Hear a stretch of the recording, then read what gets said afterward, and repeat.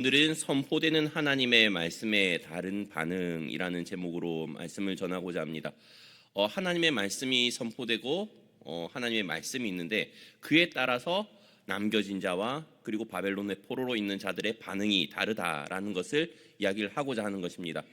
오늘 말씀을 나누기 전에 어떻게 설명을 할까 하다가 마치 그런 것 같습니다. 제가 한 20년쯤 뒤에라고 가정을 하고 저희 아들, 딸이 한 명은 제가 나름 딸 바보거든요.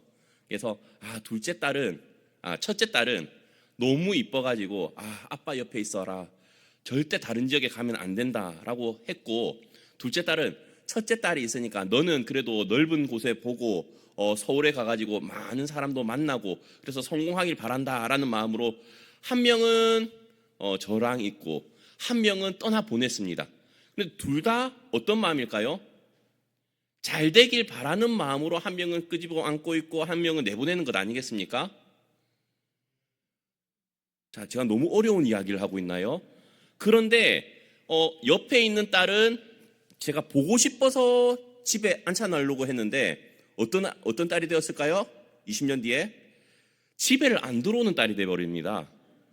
그리고 서울에 좀 많은 것을 보고 많은 것을 공부하고 떠나 보냈던 딸은 어떤 딸이 되었을까요?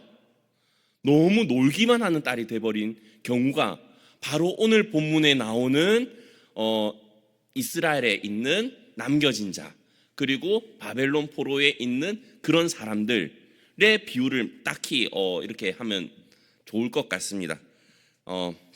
남유다가 사실 멸망하기 전에 애굽이랑 아수르랑 함께 편을 먹고 바벨론과 그 최후의 전쟁을 벌이게 됩니다.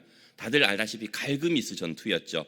그런데 갈그미스 전투 때 바벨론의 느부갓네살 왕이 완벽하게 그 지역의 패권을 장악하게 되고 말죠. 그런데 애굽과 아수르가 그 전쟁에서 패하다 보니까 길을 잃고 방황하게 되는 것 아니겠습니까?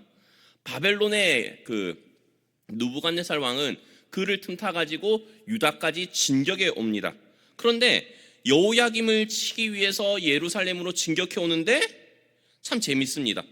여호야김은 비참하게 죽게 되고 여호야김의 뒤를 이어서 여호야긴이 왕에 오르게 되는 거죠. 그러다 석 달이 지난 후에는 여호야긴도 느부갓네살 왕에게 잡혀가지고 포로로 끌려가는 처지가 됩니다. 바벨론 사람들은 다들 알다시피 무참하게 유다를 짓밟습니다. 많은 지도자들도 함께 바벨론으로 포로로 끌려가게 되죠. 이때 바벨론으로 끌려가게 된 사람이 바로 그 중에 한 명이 바로 오늘 본문에 나오는 에스겔입니다. 그런데 이 바벨론에 끌려가서 살게 된 지역이 어느 지역이냐면 그발 강가라는 지역입니다.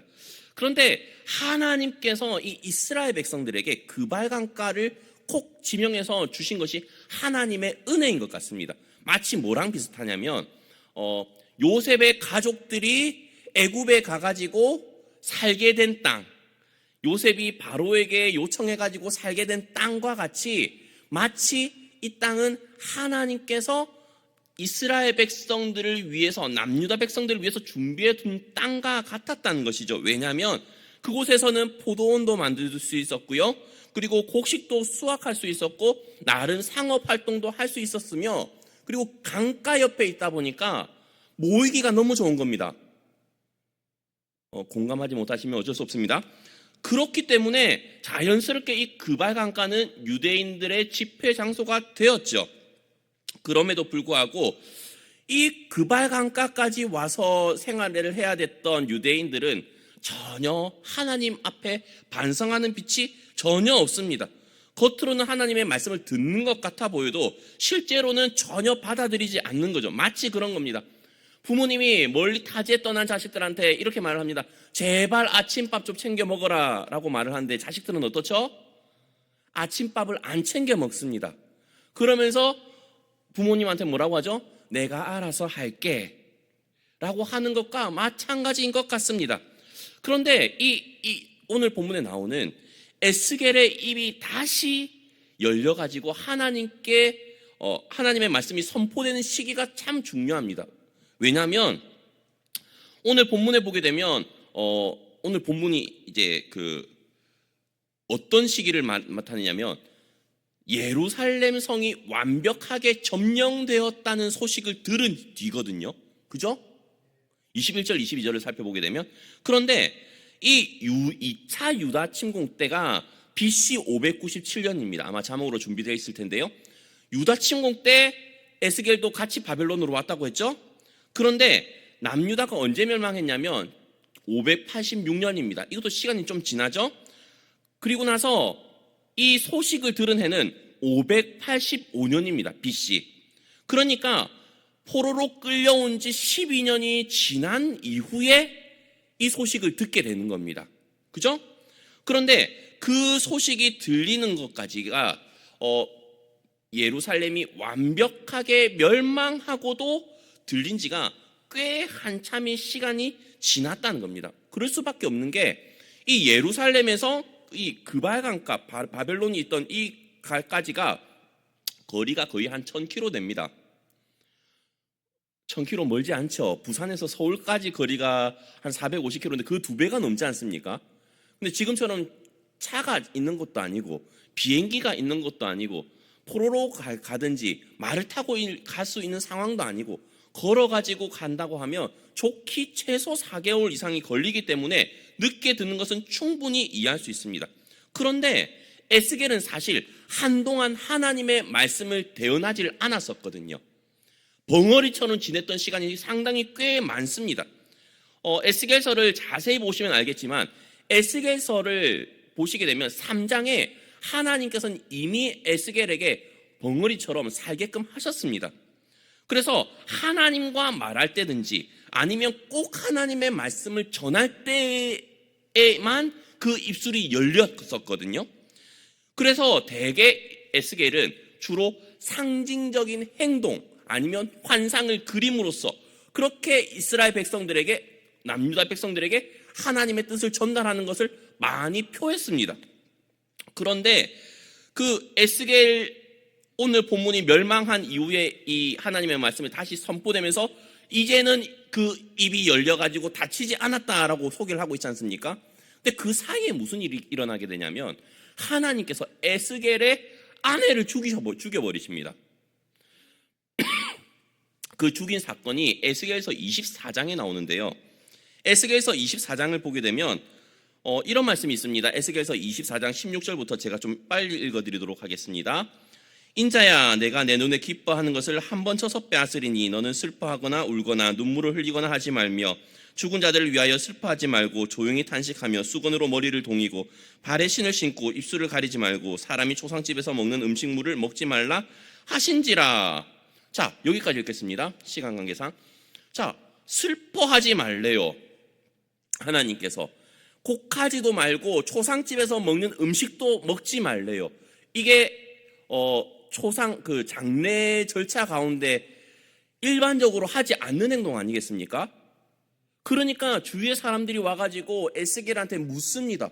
도대체 사랑하는 아내가 죽었는데 왜 그렇게 하냐라고 했을 때 에스겔이 하나님께서 자신에게 들려주셨던 그 메시지를 이제 전달을 하게 되는데요. 정말 보시면 참 안타까운 게 에스겔의 아내와 욥의 아내를 저는 생각하게 되거든요. 왜냐하면 욥의 아내도 그 성경의 아내 가운데 저는 악처처럼 나오지 않습니까? 왜냐하면 하나님을 욕하고 죽어라 이렇게 했었거든요. 그죠? 그렇게 했던 아내가 욥의 아내입니다. 그런데 이 에스겔의 아내는 어떤 사람이었냐면 물론 이 에스겔이 제사장 출신의 선지자입니다. 나름 상위 계층이죠. 그렇다고 해가지고 포로로 끌려오지 않았습니까? 같이 포로로 끌려왔습니다. 그리고 남편이 한동안 말도 안 해요. 그리고 본인이 하는 행동들은 다 이상한 행동들입니다. 마치 노아가 저 산 위에 방주 짓는 것처럼 다른 사람들이 생각하기로는 허황된 것 같은 그런 기이한 행동들만 참 많이 했다는 것이죠. 그럼에도 불구하고 분명히 이 아내는 에스겔을 끝까지 내조했던 아내였을 것입니다. 그러니까 하나님께서는 에스겔의 아내를 뭐라고 하냐면 내 기뻐하는 자를 데려갈 것이다 라고 성경은 이야기를 하지 않습니까? 저는 그런 게 있습니다. 이 자리에 모인 많은 사람들이 저를 욕하고 비난하고 정죄하더라도 저쪽 뒤에 앉아있는 아내만 제 편이 되어주면 버틸 수 있을 것 같아요. 안 믿으시는 겁니까? 아니면 뭐 어떤 의미입니까? 그런데 저도 아내한테 그런 남편이 돼야 되는데 저는 어떤 남편이 될까요? 남의 편만 드는 남편이 되는 거죠. 저도 아내 편만 드는 남편이 되고 싶은데 그게 참 쉽지 않지 않습니까? 그런데 이 에스겔의 아내는 아마도 전자였을 것입니다. 남편을 끝까지 뒷받침해 줄 수 있었던 그런 아내, 누가 뭐라고 해도 남편의 편을 들어주었었던 그런 아내. 그런데 그런 아내를 하나님께서 데려가셨음에도 불구하고 슬퍼하거나 애통해하지 말라라는 그런 하나님의 말씀은 감당하기 어려웠지 않았을까요? 그런데 이 에스겔은 그 말씀을 그대로 지킵니다. 왜죠? 하나님의 말씀이기 때문에. 이 부분을 우리가 깊이 생각을 사실 해야 됩니다.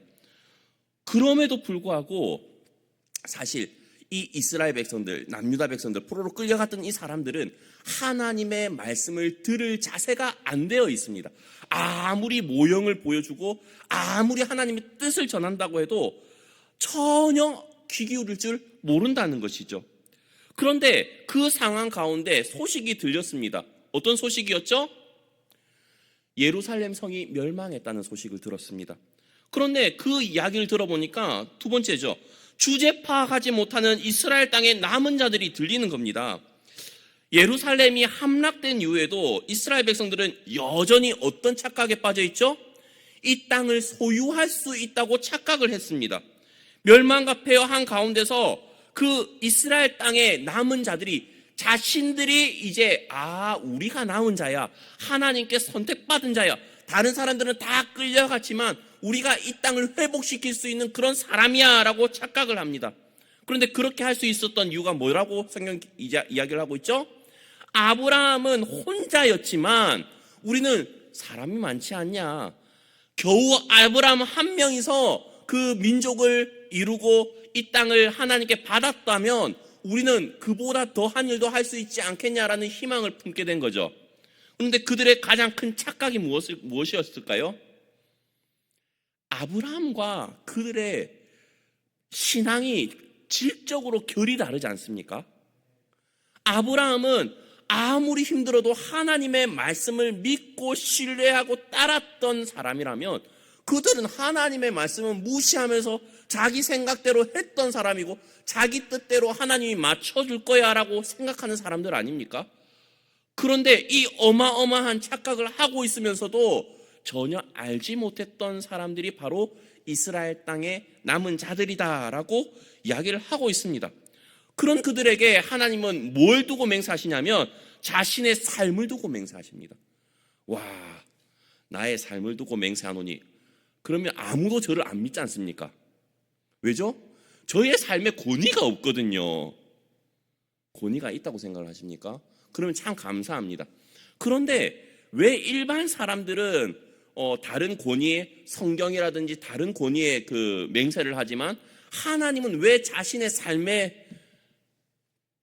삶을 두고 맹세하실까요? 왜냐하면 그보다 더 높은 권위가 없기 때문입니다. 그렇죠? 안 주무시고 계신 걸로 알겠습니다. 그렇기 때문에 그 맹세가 만약에 실현되지 않는다고 하면 하나님께서는 스스로를 부인하게 되는, 스스로의 존재를 부정할 수밖에 없는 모순에 빠지기 때문에 하나님께서는 그들에게 맹세할 때 자신의 삶을 두고 맹세하면서 그들에게 메시지를 전달하십니다. 그리고 나서 후반부로 가게 되면 세 번째인데요, 예언을 즐기면서도 순종하지 않는 바벨론 땅에 포로된 자들을 설명을 해주고 있습니다. 왜 이스라엘 백성들은 예언을 즐겨 듣기만 했으면서도 말씀에 순종하지는 않았을까요? 왜 그들은 하나님의 심판을 외치는 예언의 메시지가 자신들에게는 적용되지 않는다고 생각을 했을까요? 마치 그들은 자신들에게 죄가 있다라는 생각을 하질 않는 겁니다. 우리가 죄 때문에 이렇게 있다라는 것을 인정하기가 싫은 겁니다. 그래서 자신들의 죄가 아니라 다른 사람들의 죄 때문에 아니면 다른 사람에게만 문제를 적용시키고 있다는 것이죠. 우리도 그렇지 않습니까? 예를 들자면 그런 겁니다. 강단에서 아무리 메시지가 선포된다고 해도 성도님들의 반응은 여러 가지로 나뉩니다. 어떤 사람들은 나에게 주시는 메시지라 받아들이시는 분들도 계시고, 어떤 분은 뭐라고 생각하죠? 저거 오늘 안 오면 무슨 집사님이 들어야 되는데, 이렇게 생각하시는 분이 계실 수도 있습니다. 그죠?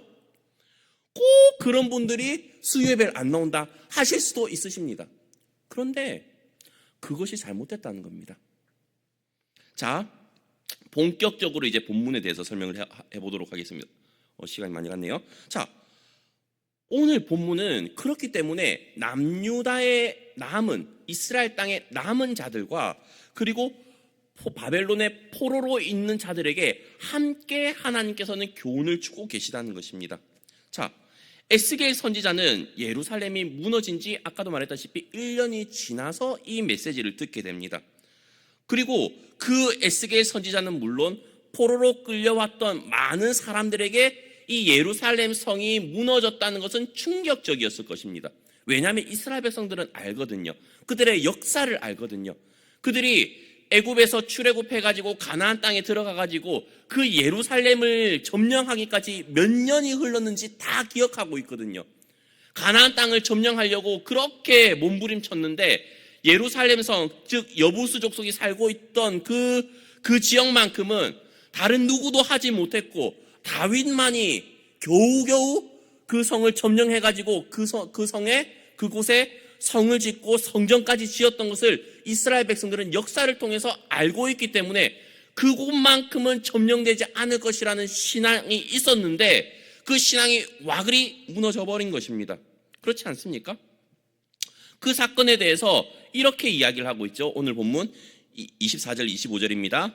인자야, 이 이스라엘의 이 황폐한 땅에 거주하는 자들이 말하여 이르기를 아브라함은 오직 한 사람이라도 이 땅을 기업으로 얻었나니 우리가 많은즉 더욱 이 땅을 우리에게 기업으로 주신 것이 되느니라 하는도다.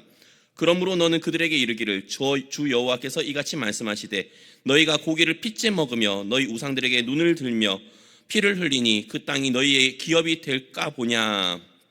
사실 남유다 땅에 남았던 사람들은 1차 포로로 끌려갔던 사람들, 그리고 2차 포로로 끌려갔던 그 에스겔과 같은 그 사람들로 인해서 이제 충분히 이 땅은 고난을 당했다, 더 이상의 피해는 없다라고 생각을 했을 것입니다. 왜냐하면 더 이상 하나님의 심판은 없기 때문에 이제 우리는 그 심판으로부터 남은 자들이다라고 생각을 했고 하나님께 끌려가지 않았음에 감사하는 삶을 살았을 것입니다. 그리고 남은 사람들은 심지어 점점 교만해져 가지고 하나님의 뜻보다는 정말로 우리가 남은 자로서 어떻게 살아가야 될 것인지, 또한 그 아브라함이 혼자일 때도 민족을 이루었다면 우리는 이곳에서 정말 잘 제대로 살아가지고 이곳을 점점 더 잘 해보자라고 생각을 해보았을 것입니다. 그런데 뭐라죠? 하나님께서는 너희가 고기도 핏째 먹고 우상숭배에 눈이 멀어 있으면서도 그 땅이 너희 땅이라고 할 수 있겠느냐라고 말씀을 하고 있다는 것입니다. 그래서 29절이죠. 내가 그들이 행한 모든 가증한 일로 말미암아 그 땅을 황무지와 공포의 대상이 되게 하면 그때 내가 여호와인 줄을 그들이 알리라 하라. 하나님께서 어떤 말씀을 선포하십니까? 그 남유다 그 땅을 황무지가 되게 하겠대요. 공포의 대상이 되게 하겠대요. 왜 공포의 대상이 될까요? 으스스한 곳을 다니게 되면 귀곡산장 혹시 아십니까? 아무도 잘 안 가려고 하겠죠. 마치 이 남유다 땅을 누군가가 가게 되면 산적이나 만날까, 아니면 들짐승에게 잡아먹히게 될까, 그런 두려움만 가득한 곳으로 만들어버리겠다고 하나님께서는 말씀을 하고 계시다는 것입니다. 자, 그런데 이 말씀을 생각하면서 우리가 한번 생각을 해봐야 될 것이 있습니다. 그게 뭐냐면 우리나라도 아무리 힘들어도 그 어떠한 국난이 있었더라 할지라도 우리 민족들은 어떤 민족일까요? 극복을 참 잘하는 민족입니다. 외세의 침략뿐만이 아니라 고난과 고통 가운데 극복하는 능력은 다른 민족이 따라올래야 따라올 수가 없는 민족입니다. 다들 알다시피 6.25 때 그 전쟁통에 거의 다 무너지고 다 쓰러지고 재개하는 데만 해도 엄청난 오래 걸릴 것이라고 외국들은 그렇게 생각하지 않았습니까? 듣고 계신 줄 알고 진행하겠습니다. 그런데 우리나라는 어떻죠? 불과 50년이 되기 전에 이 나라가 경제 대국이 되어버렸고, 그죠?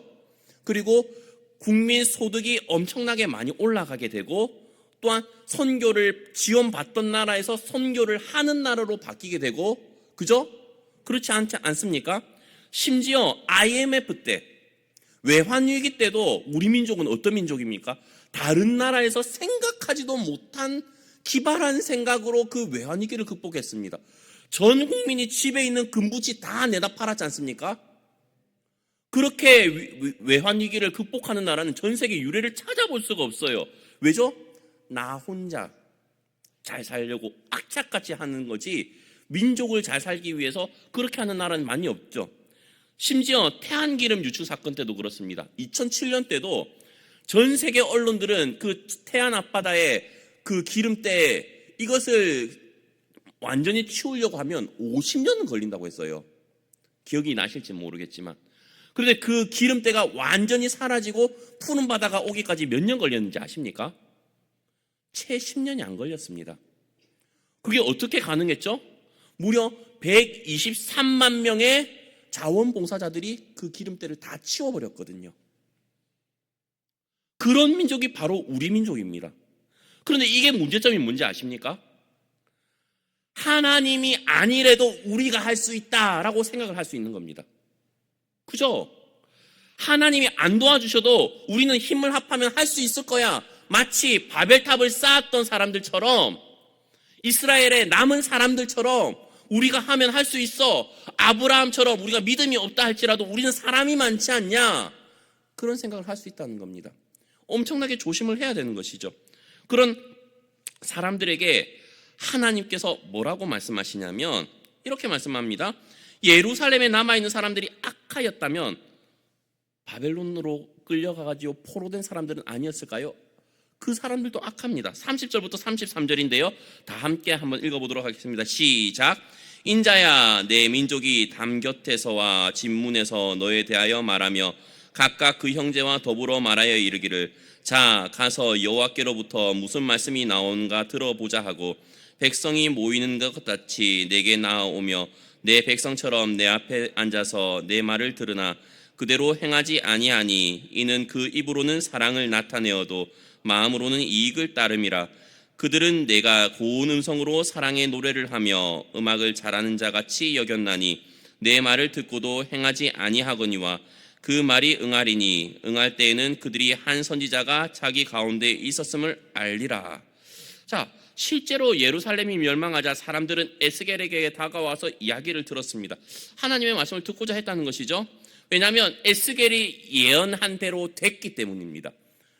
그 모형을 만들고 그렇게 하나님께서 심판하실 것이라는 것을 많이 보여줬었거든요. 근데 그대로 되니까 에스겔에게 나아오게 됩니다. 그런데 오늘 본문을 살펴보면 그들은 그럼에도 불구하고 하나님의 말씀에 순종할 생각은 전혀 없다는 것을 알 수 있습니다. 두 귀로 똑똑히 에스겔의 선포하는 소리를 들었지만 그대로 행했다고 하지 않는 것이죠. 왜죠? 그들은 에스겔의 말을 어떻죠? 고운 음성의 사랑의 노래를 하여 음악을 잘하는 자같이 여겼다라고 했습니다. 얼마나 아름다운 미성이었는지는 모르겠지만 에스겔의 하는 소리를 좋은 말이지, 그렇지, 우리가 회개해야지, 잘못했지, 마치 이런 것과 같습니다. 우리나라가 참 지금 힘들지 않습니까? 제가 시간이 지나지만 그 이야기 하겠습니다. 구약개론 때 그 계엄이 선포된 날이었습니다. 계엄이 선포된 날 구약개론 강의 시간에 제가 무슨 이야기를 했었냐면 입이방정이었는데요. 우리나라 윤 대통령님 그리고 북한의 김땡땡 그분과 그리고 러시아의 푸모 그분과 미국의 트모 대통령은 어디로 튈지 모르기 때문에 우리는 하나님의 주권에만 의지해야 된다고 했었거든요. 그렇게 말을 했는데 그러고 집에 가는 사이에 그렇게 돼버렸던 겁니다. 그렇죠? 그런데 제가 얼마나 소름 끼쳤냐면 말을 해놓고도 와, 우리가 정말로 하나님의 주권이라는 것을 이야기를 해놓고도 하나님의 주권에 맡기는 게 쉽지 않잖아요. 그죠? 계엄이 선포되고 그 새벽에 잠 못 자신 분들 참 많잖아요. 하나님께 기도하신 분 계십니까? 밤이 새도록 아마 안 계셨을 거예요. 물론 저는 모르고 잤습니다. 그 다음날 새벽에 알게 됐죠. 그런 것처럼 정말로 그런 상황 가운데 하나님 우리가 잘못했습니다. 회개가 나오나요? 우리도 만약에 정말로 우리의 잘못 때문이라고 하나님께서 아무리 선포를 해도 우리 역시도 이 바벨론의 포로로 끌려갔던 사람들과 뭐가 다랐을까라는 생각을 많이 해봅니다. 그 계엄이 선포되고 그 사이에 정말로 한국 교회가 기도회를 특별 새벽 기도회라든지 아니면 뭐 정말로 회개 운동이 펼쳐졌냐? 아니었거든요. 그렇지 않나요? 모르겠습니다. 안 했던 것 같습니다. 그렇기 때문에 이들이 그냥 에스겔의 소리를 아름다운 소리로 들었고 하나님의 말씀에 순종하지 않았던 거 이해가 되는 것 같습니다. 그러나 오늘 본문의 말씀을 살펴보게 되면 하나님께서는 예루살렘의 남은 자들에게는 남은 자대로 메시지를 전하고요, 바벨론 포로로 끌려가가지고 이 그발강가에서 자리 잡고 있는 그 사람들에게는 그 사람들에게도 말씀을 전하고 있다는 것입니다. 너희들이 아무리 그 이스라엘 땅에 남아가지고 아브라함을 빗대어가지고 우리가 이 땅을 살릴 수 있을 것이라고 생각을 하고 민족을 부흥시킬 수 있을 것이라고 착각하지 마라. 황무지가 되게 하겠고 공포의 대상이 되게끔 하겠다. 그리고 바벨론 포로로 끌려가 있는 사람들에게도 마찬가지죠. 왜 순종하지 않느냐라고 이야기를 합니다. 왜 그렇죠? 이 바벨론의 포로로 끌려가 있는 사람들에게는 자신에게 하는 메시지가 아니라고 생각을 하기 때문입니다. 예레미야 29장 4절부터 7절까지의 말씀을 한번 제가 읽어드리겠습니다. 만군의 여호와 이스라엘의 하나님께서 예루살렘에서 바벨론으로 사로잡혀가게 한 모든 포로에게 이와 같이 말씀하시니라. 이스라엘의 하나님 여호와께서 이와 같이 말씀하시니라. 내가 이곳에서 옮겨 갈대아인의 땅에 이르게 한 유다 포로를 이 좋은 무화과와 같이 잘 돌볼 것이라. 내가 그들을 돌아보아 좋게 하여 다시 이 땅으로 인도하여 세우고 헐지 아니하며 심고 뽑지 아니하겠고, 내가 여호와인 줄 아는 마음을 그들에게 주어서 그들이 전심으로 내게 돌아오게 하리니 그들은 내 백성이 되겠고 나는 그들의 하나님이 되리라. 참 예언의 말씀은 좋습니다. 그죠? 이 말씀대로라면 하나님께서는 이 바벨론의 포로로 끌려가 있는 사람들이 좋은 무화과가 되기를 바라시는 거잖아요. 그런데 그들이 그랬습니까? 우리가 좋은 무화과가 되지 않더라도 하나님께서 알아서 해주시겠지, 나랑은 전혀 상관이 없는 일이야 라고 생각을 하는 것 아니겠습니까? 그러니까 바벨론 포로 300만 명 중에서 몇 명만 포로로 그 바벨론에서 예루살렘으로 귀환하죠? 5만 명밖에 안 나가지 않습니까? 오늘 본문을 보면서 우리는 생각을 해봤으면 좋겠습니다. 하나님, 나는 어떻습니까? 하나님 말씀 앞에 나는 이스라엘의 남은 자처럼 행동을 하고 있습니까? 아니면 바벨론에 포로로 끌려가 있으면서 내게 하는 메시지가 아니겠지라고 하면서 착각을 하는 삶을 살고 있습니까? 하나님, 결코 하나님의 말씀을 경홀히 여기지 않도록 저를 붙잡아 주시고 항상 하나님 말씀에 귀를 기울이면서 기도하는 우리가 될 수 있길 간절히 바라는 우리 옥포제일교회 성도님들 되셨으면 좋겠습니다. 광고가